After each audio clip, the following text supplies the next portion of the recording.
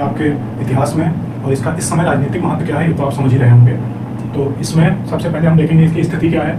तो ये सरयू नदी के किनारे है, यानी कि सरयू के तट पे स्थित है अयोध्या नगर। दूसरी चीज़ देखेंगे इसका प्राचीन नाम क्या है। तो इसका प्राचीन नाम अयोध्या है और अब इसका नाम क्या है, तो अब इसका फैजाबाद से बदलकर नाम अयोध्या हो चुका है। तो ये हमने इसकी स्थिति समझी और इसका नाम हमने समझा।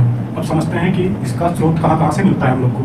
तो इसका सबसे पहला स्रोत हम लोग को मिलता है वेदों से। तो अथर्ववेद में कहा गया है इसे देवताओं का नगर कहा गया है। अथर्ववेद में इसे देवताओं का नगर कहा गया है। ठीक है, अगला स्रोत कहाँ से मिलता है, रामायण से मिलता है। रामायण में अयोध्या का कई बार उल्लेख हुआ है, फिर महाभारत में भी इसका उल्लेख मिलता है। ठीक है, ये तो हो गई इसकी जानकारी के स्रोत की, कहाँ से इसकी जानकारी मिलती है। आगे देखते हैं इसके मुख्य बिंदु क्या क्या है जहाँ से सबसे ज़्यादा क्वेश्चन पूछे गए हैं। तो सबसे पहले पूछे देखिए महाजनपद काल में पूछा जाता है क्वेश्चन कि उत्तरी कौशल की राजधानी क्या थी। तो उत्तरी कौशल की राजधानी साकेत थी, जिसे अयोध्या कहा जाता है। ठीक है, फिर देखते हैं कि बौद्ध काल में इसका क्या महत्व रहा है। तो बौद्ध काल में गौतम बुद्ध जी ने अपने सर्वाधिक वर्षा ऋतु यहीं पे बिताए थे। कहाँ पे, तो कौशल में।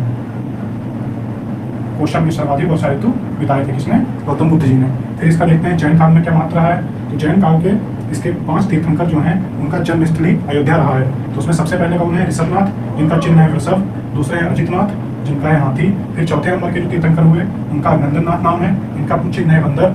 उसके बाद जो 5वें नंबर के हुए उनका सुमितनाथ नाम है और उनका जो चिन्ह है वो है चकवा, ये पक्षी है। फिर 14वें नंबर के जो तीर्थंकर हुए उनका नाम है अनंतनाथ और ये सेही नाम का एक जानवर होता है। ये जो है इनका चिन्ह है। और देखते हैं इसके संबंध इतिहास में कहाँ से रहे हैं। तो शुंग वंश का इससे कुछ उल्लेख मिला है। शुंग वंश का एक अभिलेख मिला हुआ है जिसमें बताया गया पुष्यमित्र शुंग जो थे उन्होंने यहाँ पे 2 अश्वमेध यज्ञ किए हैं। तो इसका अभिलेख कहाँ से प्राप्त होता है, तो अयोध्या अभिलेख मिला है कि यहाँ से जो पुष्यमित्र शुंग जो है उसका जो अयोध्या का राज्यपाल था उसके द्वारा लिखा गया था। तो ये धनदेव था इनका राज्यपाल, इसका लिखा हुआ अभिलेख है। इसने बताया कि यहाँ पे पुष्यमित्र शुंग ने 2 अश्वमेध यज्ञ किए हैं। ये तो हो गया इसका प्राचीन इतिहास क्या था। अब इसका देखते हैं कि आधुनिक काल में इसका क्या इतिहास रहा, आधुनिक भारत के इतिहास में क्या भूमिका रही इसकी। तो मुगल सल्तनत के बाद जब मुगल साम्राज्य कायम था उसके बाद सबसे पहले स्वतंत्र राज्य की स्थापना इसकी किसने की थी, तो शहादत खान ने की थी। शहादत खान ने कब की थी, तो 1732 ईस्वी में। 1732 ईस्वी में इसकी स्वतंत्र राज्य की स्थापना हुई। उसके बाद शहादत खान का जो पौत्र था यानी पोता, उसने इसको राजधानी बनाया फैजाबाद को। और किसके नाम पे फैजाबाद नाम पड़ा, इनका एक दरबारी विद्वान था जिसका नाम था फैज बख्श। उसके नाम पे इसने एक नया नगर बसाया फैजाबाद और इसको अवध की राजधानी बनाया। अब आपके लिए क्वेश्चन ये है कि शहादत खान का नाम बुरहान मुल्क नाम की उपाधि मिली थी शहादत खान को। तो ये उपाधि उनको किसने दी थी, ये आपको कमेंट करके बताना है। देखते हैं कि स्थापत्य में इसका क्या क्या महत्व है फैजाबाद का। तो सबसे पहले देखते हैं कि जो ये सुजाव तौला हुआ जब ये शासक बना, फैजाबाद को इसने राजधानी बनाया और बहु बेगम से इसका विवाह हुआ था। ठीक है, बहु बेगम से इसका विवाह हुआ था। तो इसने यहाँ पे क्या क्या बनवाया, तो इसने बनवाया किले कलकत्ता। एक किला बनवाया उसका नाम था किले कलकत्ता। एक और दूसरा किला बनवाया उसका नाम था बहु बेगम का किला, ये बहु बेगम का किला बनवाया। फिर 1765 में इसने बक्सर युद्ध के बाद क्या क्या बनवाया, चौक बनवाया, यहाँ आसम बाग बनवाया, अंगूरी बाग बनवाया और बुलंद बाग बनवाया यहाँ पे। तो इतनी चीज़ें यहाँ पे स्थापत्य में इसने बनवाई। और यहाँ पे क्या क्या बना, तो यहाँ पे बहु बेगम का मकबरा भी बनवाया गया, जवाहर बाग के पास में है। कहाँ पे है, जवाहर बाग के पास में। और यहाँ पे क्या क्या बना, और यहाँ पे बना सुजाव तौला का भी मकबरा बना, जो गुलाब बाड़ी है वहाँ पे बनवाया गया है। कहाँ पे बनाया गया, गुलाब बाड़ी में। और बहु बेगम का जो मकबरा बना था ये सबसे पहला मकबरा ऐसा था जो गैर इस्लामिक शैली में बनाया गया था, गैर इस्लामिक शैली में। ठीक है, फिर क्या हुआ कि 1765 का युद्ध हुआ, ये बक्सर का युद्ध हुआ 1764 में। 1765 में इसने ये बनवाया यहाँ पे। उसके बाद 1856 में डलहौजी था, उसने कुशासन का आरोप लगा करके और अवध को अपने साम्राज्य में मिला लिया। तो इस तरह से अवध साम्राज्य का अंत हुआ यहाँ पे। फिर हुई 1857 की क्रांति। तो 1857 की जो क्रांति हुई तो क्रांति का नेतृत्व कुछ लोगों ने किया। तो उसमें किसका नाम आता है, फैजाबाद से जो लोग संबंधित थे। तो उसमें एक बरकत अहमद जी थे, वो फैजाबाद में उन्होंने नेतृत्व किया और अहमदुल्ला शाह ने नेतृत्व किया। इन 2 लोगों ने फैजाबाद का नेतृत्व किया।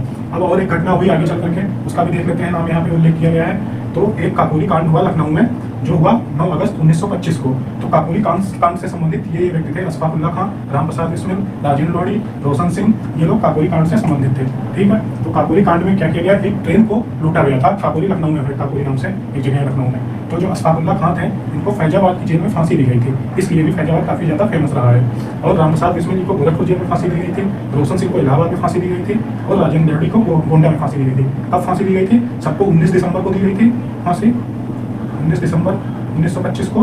केवल रोशन सिंह राजेंद्र लोधी को जो है 17 दिसंबर को गोंडा में फांसी दे दी गई थी। बाकी तीनों लोग को 19 दिसंबर को फांसी दी गई थी। अब बक्सर युद्ध का उल्लेख हुआ यहाँ पे। तो बक्सर युद्ध में कौन कौन था, मीर कासिम था जो बंगाल का नवाब था, शाह आलम थी जो मुगल सम्राट था, और ये अवध का नवाब जो सुजाव तौला था। इन तीनों ने मिलकर के अंग्रेजी हुकूमत के खिलाफ एक युद्ध लड़ा जिसमें इन तीनों की हार हुई थी। इसके बाद आप देखेंगे इसमें इलाहाबाद की संधि होती है, ये सब चीज़ें होती हैं, वो सब लेंगे लेक्चर काफ़ी बड़ा हो जाएगा। तो ये चीज़ें आपने देखी यहाँ पे, इतनी इंपॉर्टेंट चीज़ें थी। अब आप देखिए यहाँ से क्वेश्चन कहाँ से बनता है। सबसे पहले क्वेश्चन एक यहाँ से बनता है अथर्ववेद से। से। दूसरा क्वेश्चन महाजनपद काल से बनेगा, बौद्ध काल से भी क्वेश्चन बनता है, जैन धर्म से भी, जैन काल भी रहा वहाँ से भी बन जाता है क्वेश्चन। ये क्वेश्चन सबसे ज़्यादा बार पूछा गया है सूर्यवंश से जो आया है। उसके बाद में आ जाइए आधुनिक काल में, तो सादत खान, ये बहुत ज़्यादा बार पूछा गया है क्वेश्चन। स्वतंत्र अवध राज्य की स्थापना किसने की थी, ये भी काफी ज़्यादा बार पूछा गया है। फिर आप आ जाइए बहु बेगम का मकबरा, बहुत बार पूछा गया है, बहु बेगम का किला और बहु बेगम का मकबरा, ये काफी ज़्यादा बार पूछा गया है क्वेश्चन।